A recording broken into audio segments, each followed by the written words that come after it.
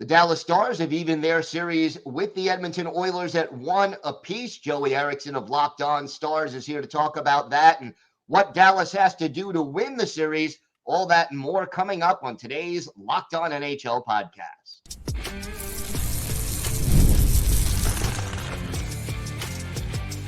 You're Locked On NHL, your daily podcast on the National Hockey League. Part of the Locked On Podcast Network, your team every day. Welcome, everybody, to the Monday edition of the Locked On NHL podcast, part of the Locked On Podcast Network, your team every day. I want to thank everyone who makes Locked On NHL your first listen every day. Don't forget to subscribe on YouTube or wherever you get your podcasts so you can get new episodes as soon as they drop. Today's episode is brought to you by FanDuel. Make every moment more. Right now, new customers get $150 in bonus bets with any winning $5 bet. That's $150 with any winning $5 bet. Visit FanDuel.com/LockedOn to get started. It is my pleasure to welcome back to the show the host of Locked On Dallas Stars, Joey Erickson. And Joey, big win in Game 2 for the Stars. Close one, little empty net goal at the end to pull it out. What was the difference in Game 2 as compared to Game 1? Yeah, absolutely. Well, thank you so much for having me on again, Gil. Hopefully we get to meet a few more times. So that means the Stars are doing pretty well here down the stretch. I thought they did a few things better from Game 1 to 2. And honestly, I don't think the Stars have played their best hockey as of yet in this series. In that first period especially, they were on their heels, and Edmonton outshot Dallas 16-4 in that first period. But the final two periods are more of what Pete DeBoer and company are looking for. Edmonton only had a combined 13 shots in the final two periods, and Dallas was able to tighten up defensively. Something I really took away from Game 2 was just their board play. And we know at this time of year, the game is played on the outskirts of the rink, and it's heavy, it's physical. And I thought for the most part in Game 1, the Oilers' forecheck was really, really good. They forced Dallas into a lot of turnovers, and they really struggled getting out of their own zone. But in Game 2, Dallas was really, really strong defensively, especially on the wall. They won a lot of those 50-50 pucks.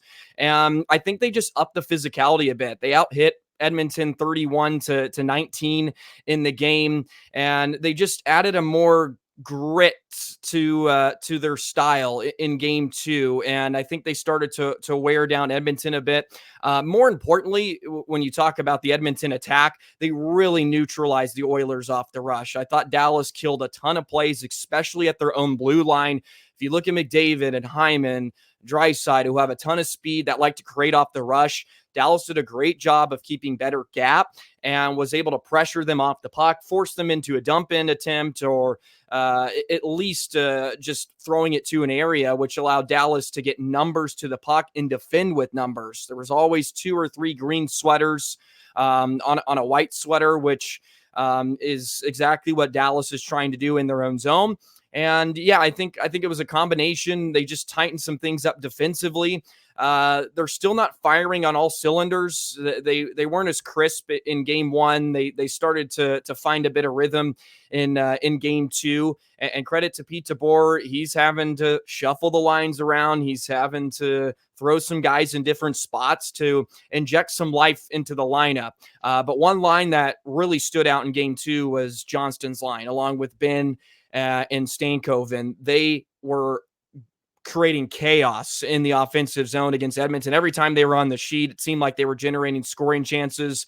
And I think if Dallas can build off of that and continue to do that, they'll be just fine in this series. And that line in particular, if you look at the end of the first period, they had a great shift. They didn't score on it. Skinner made a couple of huge stops, but that momentum from that shift carried into the second period and then the third, so on and so forth. And this is my long-winded version of saying that the Dallas Stars got better as the game wore along, and they may have not played their best hockey yet in the series, but they're tied at 1 heading to Edmonton on the road where they played their best hockey all year long. Give me an unsung hero for Dallas in Game 2, a guy who maybe didn't show up in the box score, but did the little things that helped Dallas turn the tide and eventually win the hockey game. Yeah, I think I would give an unsung hero award to Stankoven. I really liked his first game, and he's just a player that is always going to make an impact, even if he isn't on the score sheet, because he just has such a high motor. He buzzes around. He's really a lot of fun to watch, and I'm sure anybody that's catching Stars games here over the last few weeks, number 11 stands out because he is like a little water bug out there. He's so shifty. He's mobile. He's just a pest to play against. And he's not Brad Marchand. He's not, he doesn't come with the baggage, so to speak. And he is just a rookie. Maybe he'll get to that at some point, but he's really, really tough to play against. And he creates a lot of turnovers and he generates chances off of that. And him and Wyatt Johnston are a great little pair together. Another guy I would like to shed some light on would be Ryan Suter. Of course, he had the assist on the game-winning goal on Marchand's deflection, but he's been so good throughout the playoffs, and there's been a lot of talk about him over the past few years and his contract buyout, and he wasn't living up to his deal, so to speak, here in Dallas. But him playing as the fifth defenseman for Dallas, he is a really, really good fifth defenseman. He's not what he used to be. We understand that, but he came up with a couple of huge blocks in game two. I mean, multiple Stars did. They blocked a ton of shots. I think they had 20 on the night, but Suter turning into a really, really solid fifth defenseman for this team just shows the depth now that Dallas has on the back end. And I don't think you could even say that 3 months ago. The acquisition of Tanev has really helped. It bumps Suter down just a bit more.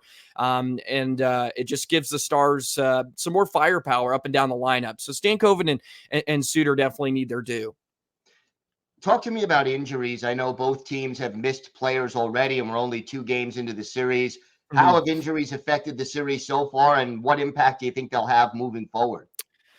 Yeah, well, Roope is traveling with the team, which is good news for Stars fans. And Pete DeBoer mentioned if it was a game 7, he probably would have been in the lineup. So that's a good indicator. He's probably going to play in either games 3 and 4. And obviously, Roope Hintz is a big loss for Dallas. And it was unfortunate, the timing of his injury, because he started to find a rhythm and scored a bit more in that Colorado series. And then, of course, he gets taken out in the middle of game 4. How I describe the Hintz losses is it doesn't allow Dallas to necessarily have all their forwards in their most successful roles. Pete DeBoer has to find a way to put guys in the right spots and find the right, I guess, cohesiveness between guys in order to get some offensive consistency. If it's one thing the Stars have struggled with offensively, it's just consistency of rolling 4 lines, and they're still doing a great job without him. But when Roope Hintz is in the lineup, then you can have Marchment play with Duchesne and Sagan, which was a line that played together for pretty much all year long. They were the most consistent and probably best line for Dallas all season long. So without him, DeBoer's had to be creative, and Johnson's had to move around a bit. Pavelski's had to move around a bit. So it is a big loss offensively. I think Dallas can win the series against Edmonton without him. I don't think they can win the Stanley Cup without him, because I think he's that important. And on Edmonton's side, obviously with Henrique, and I know he's close to returning too. That's just another big body depth piece for them that they're missing. And you have to tip your cap to Edmonton. Their bottom 6 has been fantastic here in the first 2 games, which is what they need to beat Dallas, who of course is flexing some of that depth. And I think you can argue their bottom 6 has outplayed Dallas here in the first 2 games. That's something that really, really needs to change for the Stars here moving forward. So what are the keys for the Stars to win this series?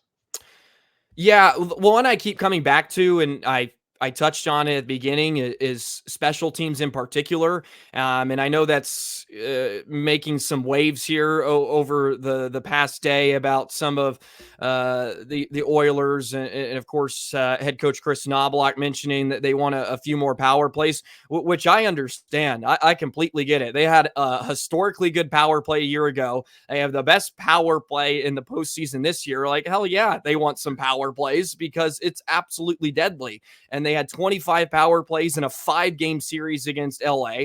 They had, I think it was 18 against Vancouver. Like, yeah, I think they may have felt they've been spoiled a bit and they want some more power plays. But at the same time, Dallas has been really disciplined. And this isn't just a trend in the postseason. Dallas, I think, was 32nd in the league this year of penalty minutes. They don't take a lot of penalties and they defend really, really hard. So I don't blame them for trying to knock at the refs, so to speak. They're going back home and maybe they get the benefit of the doubt here. But if Dallas stays out of the box and they play it at 5-on-5, I think they're going to have a really, really good shot at winning this series. And Skinner has been phenomenal here in the first 2 games. Got to give him a lot of credit. Can he keep it up? That's one of my things I'm looking at games 3 and 4. How much of this Skinner are we going to get moving forward? Because we haven't seen it in a large sample size, but he has definitely been great. So I think if the Stars continue to put pressure on Skinner and they stay out of the box, even though the Edmonton PK has been phenomenal, as long as Dallas doesn't put themselves in the hole special teams wise, they can be just fine. Because it's already extremely hard to defend Draisaitl, McDavid, and company. Do not give them the extra time and space to make plays on the man advantage. No doubt. Joey, why don't you tell our viewers and our listeners where they could find the podcast and where they could find you on social media? Absolutely. Free and available wherever you get your podcasts, on YouTube, of course, Locked On Stars. Please be sure to subscribe. You can follow Locked On Stars on Twitter. I'm at Joey the Jet 19 as well for some Stars content. And hopefully the Stars will play here a bit long. But it's shaping up to be a great series. I mean, the first 2 games were a lot of fun. And this is a fun time of year to be watching hockey. So appreciate having me on once again, Gil, and hopefully I see you soon again. Thanks, Joey. Always a pleasure. Today's episode is brought to you by your friends at FanDuel. It's winner take all time in the NBA and NHL, and FanDuel's giving you a shot to bring home a big win of your own. Right now, new customers get $150 in bonus bets with any winning $5 bet. That's $150 to bet on spreads, money lines, player props, and more. Hockey fans, use your knowledge of the NHL on FanDuel. You can check out all the odds on who's going to win any one game in the playoffs.